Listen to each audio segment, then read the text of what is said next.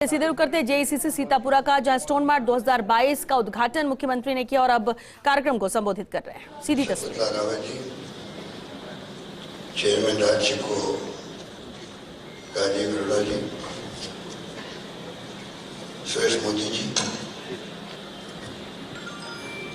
Chief secretary Usha Sharma ji, Asia's industry Vinod Gupta ji, Asia's minds, अतिथिगण, भाइयों और बहनों, नौजवान साथियों, मुझे खुशी है कि करीब 22 साल पहले स्टोन मार्ट प्रारंभ हुआ, सीडोस की स्थापना की गई और कोरोना के कारण से 2 बार ये संभव नहीं हो पाया, परंतु लगातार ये आप सबके सहयोग से हर बार बहुत सफल रहता है और चर्चा रहती है इस मार्ट की। और वो सक्सेस इसलिए रहा क्योंकि जब आप आए होंगे, आज भी आप आए हैं, तो मैं समझता हूँ कि यहाँ जो बिजनेस ट्रांजैक्शन होगा, एक्सचेंज व्यूज होंगे, वो भी आने वाले वक्त में स्टोन मार्ट का जो उद्देश्य है उसको कामयाब करने में सहयोगी साबित होंगे। स्टोन का अपना एक बहुत ही शानदार इतिहास है। मानव की सभ्यता जो शुरू हुई है तब से ही पत्थरों का ही आधार रहा है, क्योंकि जो शिलालेख थे जो बाद में जो सामने आए हैं उसी में इतिहास लिखा हुआ था। सम्राट अशोक के बारे में राष्ट्र जो चिन्ह है, अगर पत्थर पे नहीं होता तो आज वो खोज नहीं हो पाती। तो सदियों से पत्थर का अपना एक रहा है और राजस्थान का सौभाग्य है कि राजधानी में जो बड़े बड़े हमारे राष्ट्रपति भवन हो या पार्लियामेंट हो या इंडिया गेट हो, उन सब में राजस्थान के पत्थर की बहुत बड़ी भूमिका रही। और तो और जो अभी राम मंदिर बन रहा है उसके लिए भी राजस्थान का पत्थर ही जा रहा है। मुझे मिले आके अभी विश्व हिंदू परिषद के जो लोग राम मंदिर का निर्माण कर रहे हैं, तो हम लोगों ने जो भी एरिया था उसका, इलीगल माइनिंग हो रही थी वहाँ पर, तो मैंने कहा राम मंदिर बने इलीगल माइंड से, इलीगल पत्थर से, वो उचित नहीं है। इसलिए आप पहले इसको फॉरेस्ट की प्रॉब्लम हो या जो पार्क बना हुआ हो, जो तमाम समस्याओं का आप हल करवाएं केंद्र सरकार से, तो उसके बाद में राम मंदिर भी बनेगा तो मैं समझता हूँ लीगली माइनिंग हो के बनेगा पत्थर तो ज़्यादा ठीक रहेगा और राजस्थान के सरकार को भी राजस्व मिलेगा और लीगल माइनिंग शुरू हो जाएगी तो ज़्यादा ठीक रहेगा। तो मुझे खुशी है वो काम भी हो रहा है।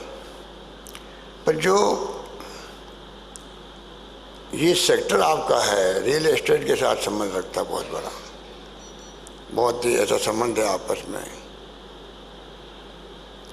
ये उद्योग तो आगे बढ़ना ही बढ़ना है, पर जो चुनौतियाँ आपके सामने आती है या जो पहले कोई ज़माने में मुश्किल से माइनिंग होती थी, मशीनरी बाहर से आती थी, आप लोगों के प्रयास से धीरे धीरे अब मशीनें बनने लग गई, चाहे वो माइनिंग हो, चाहे प्रोसेसिंग हो, कटिंग हो, सभी तरह के काम यहाँ संभव हो गई और उद्योग दिन दूनी रात चौगुनी प्रगति करते जा रहा है।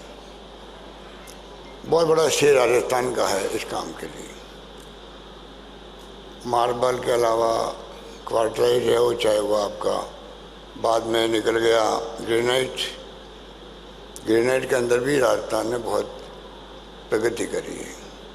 इस प्रकार से माइनिंग ऐसा क्षेत्र है जिसको सरकार की जिम्मेदारी भी है कि वो किस प्रकार से आपको सब तरह की सुविधाएं, आपको सब तरह की जो परेशानियों से मुक्त करें, जिससे कि एक तरफ रेवेन्यू भी आती है, दूसरी तरफ रोजगार, जो आज बहुत बड़ी चुनौती देश के सामने है। आज चुनौती क्या है देश के सामने? महंगाई के साथ में रोजगार चैलेंज है देश के सामने भी। उसमें माइनिंग डिपार्टमेंट, माइनिंग के काम की बहुत बड़ी भूमिका है और मैं समझता हूँ कि उसमें जरूरत है कि हम लोग किस प्रकार से आगे बढ़ के वो फैसले करें जिससे कि इस सेक्टर को प्रोत्साहन मिल सके।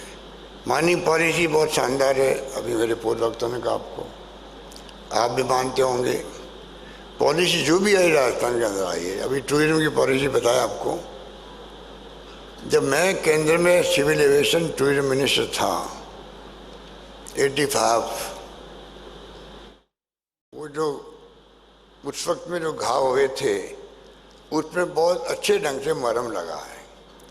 उसी प्रकार से माइनिंग का काम है या स्टोन का काम है, एमनेस्टी स्कीम निकाले हैं, या पहले आपको खाली इंटरेस्ट सब्सिडी मिलती थी, अब कैपिटल सब्सिडी मिलने लग गई। तो फैसले तो सरकार की तरफ से ऐसे हो रहे हैं जिससे कि राजस्थान के अंदर अधिक से अधिक उद्योग आए और एम्प्लॉयमेंट मिले, रेवेन्यू बढ़े और विकास राजस्थान का हो।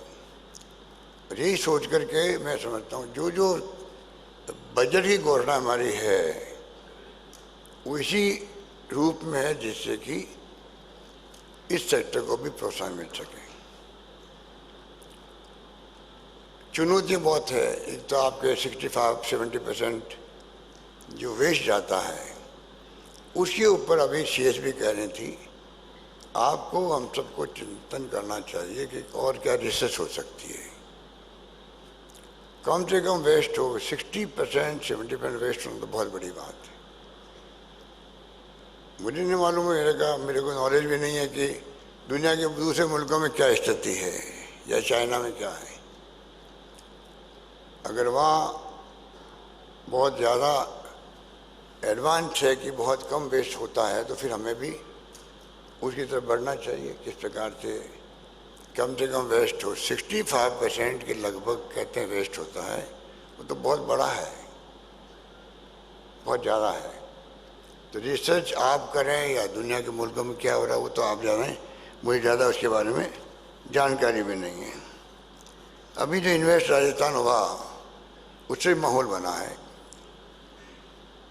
करीब मैंने सुना करीब 800 करोड़ रुपए के तो MOU खाली आपके स्टोन को लेके हुए राजस्थान के अंदर। तो एक शुभ संकेत है कि आने वाले वक्त में और इकाइयाँ लगेगी।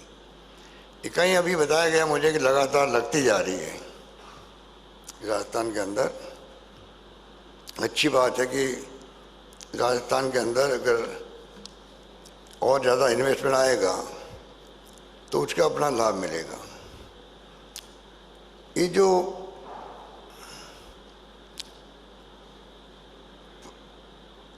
जो प्रॉब्लम आ रही है आपके सामने, अब आपके हमें चुनौती है क्योंकि टाइल्स बनने लग गई है।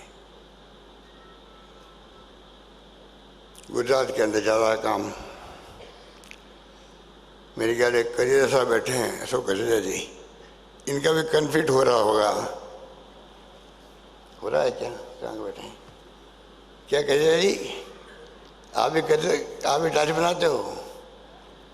टाइल्स का काम आपके टाइल्स का काम है, करियर टाइल्स मेरे ख्याल वही काम आपका है। तो ये भी जो बड़े रूप में टाइल्स बन रही है गुजरात के अंदर, उससे आपका कन्फ्लिक्ट रहता है। पर मैं समझता हूँ उसमें कोई चिंता करने की बात नहीं। इतना ज़्यादा एक्सपेंशन हो रहा है आपके माइंस का, पत्थर का, स्टोन का, एक्सपोर्ट हो रहा है बहुत भयंकर, कि आप एक्सपोर्ट की पूर्ति नहीं कर पा रहे हो। मेरे ख्याल से इतना एक्सपोर्ट की डिमांड है, उसके अनुपात में आप शायद नहीं कर पा रहे हैं। इतनी बड़ी डिमांड है एक्सपोर्ट की भी। तो यही तो कंपटीशन चलता रहेगा। पर अल्टीमेटली चुनौतियाँ जो आपके सामने हैं वो पर्यावरण के और जो माइनिंग का जो आपको देते हैं, इसके बीच में भी थोड़ा वक्त लग रहा है राजस्थान के अंदर भी, जो मुझे बताया गया। मैं चाहूँगा हमारे बैठे हैं अधिकारी लोग, सीएस बैठे हैं, सीएस को मैं कहना चाहूँगा कोई तरीका निकालें जिससे कि इस उद्योग को माइंस डिपार्टमेंट और पर्यावरण वाले मिलकर के कोई रास्ता ऐसा निकालें जिससे कि तत्काल पर्यावरण की स्वीकृति मिल सके, जिसके अभाव में कई बार बहुत डिले होता है। और एक तरफ ग्लोबल डिमांड और एक तरफ पर्यावरण और ये सब चक्कर चलते रहते हैं, तो उसका मैं समझता हूँ कि हमारे स्टेट के इंटरेस्ट में भी नहीं है। जितना स्मूथली काम होगा उतना ज़्यादा आप अपना काम एक्सपेंड कर पाएंगे। आर्किटेक्ट की बहुत बड़ी भूमिका है। स्टेट गवर्नमेंट का कमिटमेंट है कि आर्किटेक्ट को कैसे इन्वॉल्व करके इस सेक्टर को और बढ़ाया जाए, बढ़ भी रहा है। तो तमाम तरीके से मैं देखता हूँ कि जो भी चैलेंजेज हो, चाहे स्थिति बने, पर इलीगल माइनिंग का एक बहुत बड़ा इश्यू है। इलीगल माइनिंग का बहुत बड़ा इश्यू है, चाहे वो स्टोन के अलावा बजरी के अंदर बहुत ज़्यादा है। ये हम लोग प्रयास करें कि अभियान चलाए, किस प्रकार से उस पर रोक लगे, वो एक अलग इश्यू है। एक मैं आपको सबको आग्रह करना चाहूँगा मानवीय दृष्टिकोण से कि जो माइनिंग के जो लेबर हैं और जो सिलोकिसिस बीमारी लगती है उनको, वो ऐसा मानवीय पहलू है कि सालों तक मालूम ही नहीं पड़ा कि ये कोई सिलोकिसिस बीमारी भी होती है। डॉक्टर लोग भी टीबी समझ के इलाज करते थे उसका। आप कल्पना कीजिए कितने लोग मर गए होंगे बेचारे। टीबी का इलाज हो रहा है बीमारी सिलोकिसिस की। अब जब रिसर्च होने के बाद मालूम पड़ा कि बीमारी सिलोकिसिस की है, तो हमने कुछ कदम उठाए स्टेट गवर्नमेंट ने, और मेरा इंटरेस्ट बहुत ज़्यादा है इसके अंदर। हमारे राजस्थान में जो एक्टिविस्ट हैं वो भी इसको इश्यू बनाए हुए थे, मिस्टर निखिल डे और अरुणा जी वगैरह भी। मुझे अच्छा लगा कि एक्टिविस्ट आ गया इस काम के लिए, और उसके लिए हम लोगों ने कदम उठाए हैं। कदम क्या उठाए? एक तो आप लोगों को रिक्वेस्ट कर रहे हैं, आप लोगों को पाबंद करते हैं कि आप लोग सारे प्रिकॉशन सुनिश्चित करें वहाँ पर, जिससे कि ये बीमारी किसी व्यक्ति को नहीं हो। एक तो बात ये, उसमें आपकी भूमिका बहुत बड़ी है, बहुत बड़ी है, बहुत बड़ी है। हम लोग तो बीमार पड़ गए तो इलाज करवा देते हैं, 2-3 लाख रुपए दे दिए उसको, उससे क्या होने वाला है? आदमी की मृत्यु हो जाती है। तो मानवीय पहलू को भी आपको ध्यान रखना पड़ेगा। मानवीय पहलू को ध्यान रखना आपके खुद के इंटरेस्ट के अंदर है। आपकी संवेदनशीलता झलकेगी उसके अंदर कि आप कितने संवेदनशील है। उस पर मजदूर भी लापरवाही करते हैं, मुझे मालूम है कि वो भी परवाह नहीं करते हैं। तो आपके मैनेजमेंट के जो लोग हैं माइंस में जब भी है, उनको आपको कहना पड़ेगा बुला के कि हमें हमारी माइंस के अंदर जो प्रिकॉशंस के इक्विपमेंट है या जो सुविधाएं हैं या जो भी तरीके हैं, उन तमाम तरीक़ों को हम लोग अपनाएंगे और सुनिश्चित करेंगे वहाँ पर उसके बाहर कोई नहीं जाए। इस प्रकार मैं समझता हूँ कि बहुत बड़ा काम आप मानवता के लिए करेंगे, उसमें आपकी भूमिका बहुत बड़ी होगी। बाकी तो जो बातें कही गई है वो मैं वापस रिपीट नहीं करना चाहता, क्योंकि हमारे यहाँ बहुत अच्छे ढंग से एक्सपेंशन हो रहा है इंडस्ट्री का। करीब 390 जगह रिको ने अपना ब्लॉक स्तर पर अपना एरिया डेवलप कर रहे हैं। तो आप कल्पना कर सकते हो, हर ब्लॉक के अंदर, राजस्थान के हर ब्लॉक के अंदर अगर इंडस्ट्री एरिया बन रहा है तो आने वाले वक्त में उसका कितना लाभ मिलेगा। और स्थानीय स्तर पर ही आपको कई जगह उद्योग लगाने की सुविधा मिल जाएगी। वो हो रहा है यहाँ पर 146 जगह अभी तक और ज़्यादा विकसित किए जा रहे हैं। 390 जगह तो लग चुके हैं, बन चुके हैं। इस तरह सरकार बनते ही हमने MSME उद्योग को जो एक्ट बनाया है असेंबली के अंदर, उसके बाद में आप देखिए 3 साल से 5 साल कर दिया, कोई तरह की उनको परमिशन सरकार से लेने की आवश्यकता नहीं रह गई है। उसका बड़ा शानदार इम्पैक्ट पड़ा राजस्थान के अंदर। करीब 15,000 जो है इकाइयाँ उससे बेनिफिट हुई है और 6,000 इकाइयाँ तो लग भी चुकी है। इस प्रकार कस्टमाइज पैकेज का जो काम है और अभी जो राजस्थान इन्वेस्टमेंट प्रमोशन स्कीम जो है रिप्स 19 से 22 आ गई है, उसके अंतर्गत कस्टमाइज पैकेज दे रही है सरकार। ये तमाम पैकेज हो, पॉलिसी हो, राजस्थान मेरे ख्याल से ये तो ज़्यादा आप जानते होंगे, पर जहाँ तक मैं समझता हूँ कि राजस्थान देश के अन्य राज्यों के मुकाबले में आगे नहीं तो पीछे भी नहीं होगा, उस तरफ आगे बढ़ रहे हैं, ये मेरा मानना है। तो आप निश्चिंत रहें, सब तरीके से हम लोग कई कदम उठा रहे हैं कि मैं उन कदमों को क्या बताऊँ आपको। इतना कह सकता हूँ कि हर क्षेत्र में राजस्थान प्रगति करे। Agro processing, agro business, agro export का अलग हम लोगों ने जो फैसले किए हैं, उसमें बहुत 2-2 करोड़ रुपए तक की सब्सिडी है। आप मुझे संबंधित नहीं है, मुझे मालूम है, पर मैं कहना चाहूँगा राजस्थान में वो सारी सुविधाएं हैं, माहौल है, लेबर अनरेस्ट नहीं है, यहाँ पर लॉ एंड ऑर्डर की स्थिति ठीक है और सब तरीके से मैं समझता हूँ कि राजस्थान मुफीद है इन्वेस्टमेंट के लिए। जो हमारे बाहर के साथी आए हैं देश या विदेश से, उन सबको मैं आह्वान करूँगा कि आप आइए और आ भी रहे हैं। मुझे बताया कि साउथ की इंडस्ट्री जो है, जो लगी हुई है, वो भी यहाँ शिफ्ट हो रही है, क्योंकि राजस्थान की पॉलिसी ज़्यादा बेहतर है साउथ से। तो वो भी एक कारण है कि यहाँ संभावना बढ़ी हुई है। तो आप सही जगह आके बैठे हुए आज, जहाँ स्टोन मार्ट हो रहा है। मैं आपको सबको मेरी बहुत सी आपका मैं स्वागत भी करता हूँ। और ईज़ ऑफ डूइंग बिजनेस की जो हम बात कहते हैं बार बार, उसमें हम लोग और ज़्यादा सुधार कैसे करें, उसकी तरफ आगे बढ़ेंगे। और तो और हम लोग CISF, सेंट्रल इंडस्ट्रियल जो सिक्योरिटी फोर्स होती है, उसके पैटर्न पे हम लोग राजस्थान इंडस्ट्रियल सिक्योरिटी फोर्स का गठन भी कर रहे हैं। ये मेरी बजट घोषणा है। अब इसमें हमारी विंड एनर्जी, सोलर वाले आते हैं, करोड़ों अरबों के इन्वेस्टमेंट हो रहे हैं, माइनिंग के अंदर है।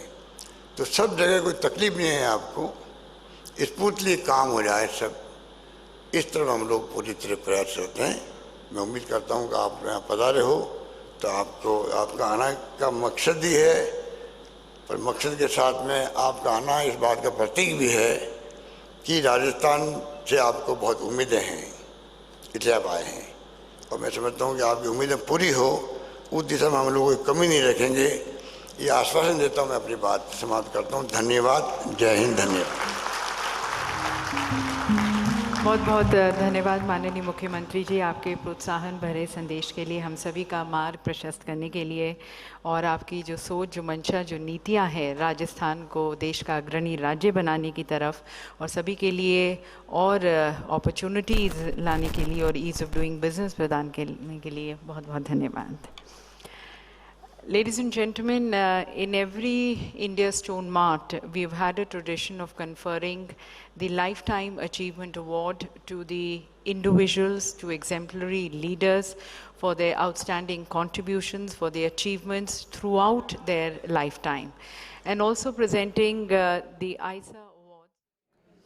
तो स्टोन मार्ट 2022 का आगाज आज हुआ है। JECC सीतापुरा में आयोजन हो रहा है। मुख्यमंत्री अशोक गहलोत ने संबोधित किया है, तो वहीं CS उषा शर्मा इस कार्यक्रम में मौजूद है। अतिरिक्त मुख्य सचिव वीनू गुप्ता मौजूद है, अन्य अधिकारी मौजूद है। इमारती पत्थरों को दुनिया भर के खरीदारों के सामने शोकेस इस कार्यक्रम के माध्यम से किया जा रहा है। देश विदेश के 345 से ज्यादा प्रदर्शक इसमें हिस्सा ले रहे हैं। 47 देशों के 500 से ज्यादा विजिटर्स ने रजिस्ट्रेशन करवाया है। अभी तस्वीरें जरा आप देखिए, मुख्य सचिव उषा शर्मा मंच पर मौजूद हैं, उद्योग मंत्री शकुंतला रावत यहां पर मंच पर मौजूद है। और अगर हम राजस्थान सरकार की तमाम योजनाओं का जिक्र करें, तमाम ऐतिहासिक कार्यों का जिक्र करें, तो याद कीजिए इन्वेस्टर समिट भी जिसके माध्यम से ये कोशिश रही थी कि राजस्थान में निवेश को बढ़ावा मिले, तो वहीं इस तरीके के आयोजन, ये वो छोटी छोटी कड़ियां होती है, वो छोटे छोटे माइलस्टोन होते हैं जिनके माध्यम से ये कोशिश रहती है कि राजस्थान का विकास किस तरीके से हो। आप सोचिए, 47 देशों के 500 से ज्यादा विजिटर्स ने अपना रजिस्ट्रेशन कराया है, तो कितना बड़ा ये आयोजन। अभी तस्वीर भी जरा आप देखिए,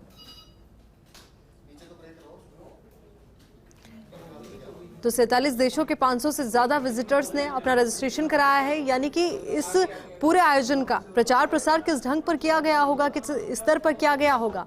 अब तालियों की गड़गड़ाहट के साथ यहां पर ये कार्यक्रम आगे बढ़ते हुए, तो जेईसीसी सीतापुरा में आयोजन हो रहा है। देश विदेश के 345 से ज्यादा प्रदर्शक इस आयोजन में हिस्सा ले रहे हैं। स्टोन मार्ट का ये पूरा आयोजन है, तो ऐसे में समझिए कि स्टोन मार्ट से जुड़ी जो तमाम हस्तियां हैं जिन्होंने खास उपलब्धियां हासिल की, उनको सम्मानित किया जा रहा है।